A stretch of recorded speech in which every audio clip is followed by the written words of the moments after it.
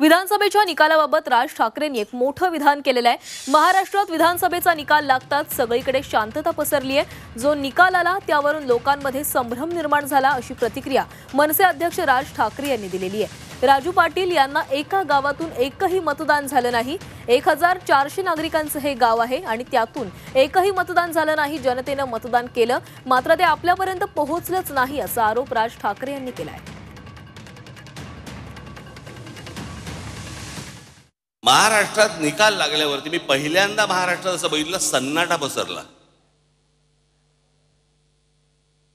ज्या प्रकारचा जल्लोष व्हायला पाहिजे होता, ज्या प्रकारची गोष्ट व्हायला पाहिजे होती, मिरवणुका काय सगळं सन्नाटा आलो। कारण लोकांमध्ये संभ्रम होता, हे काय आहे, हे कसं झालं, असा कसा निर्णय आला। माझ्याकडे एक व्यक्ती आली होती जी RSSची संघाशी संबंधित व्यक्ती होती।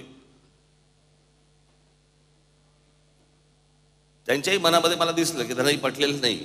त्यांनी फार छान वाक्य बोलले ते माझ्यासमोर। मला म्हणाले, इतना सन्नाटा क्यों है भाई, कोई तो जीता होगा, कोणीतरी जिंकलं असेल की ज्याच्यातनं जल्लोष होईल।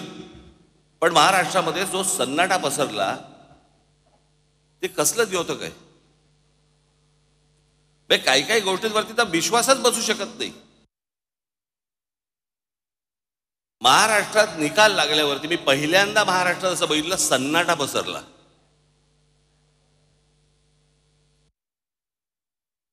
या 1400 लोकांच्या गावामध्ये राजू पाटलांना किती मतं पडली असतील? अख्खं सगळं मतदान, दरवेळेला त्यांना मतदान होतं। पहिल्यांदा त्यांचे भाऊ उभे होते त्यावेळेला त्यांना मतदान झालं, ते उभे होते त्यावेळेला मतदान झालं, ज्यावेळेला ते खासदारकीला होते त्यावेळेला मतदान झालं, सगळीकडं। त्या गावात किती मतदान झालं असेल राजू पाटलांना, किती मतं पडली असतील? एक पण नाही।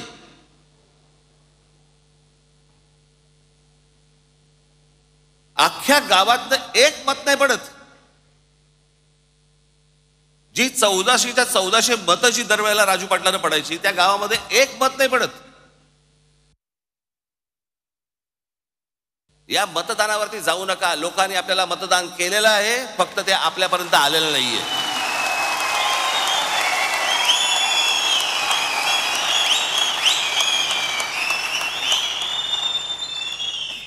तुम्ही असं कुठेही मनामध्ये धरू नका की लोकांनी आपल्याला मतदान केलं नाही। लोकांनी मतदान केलं, पण ते केलेलं मतदान कुठेतरी गायब झालं।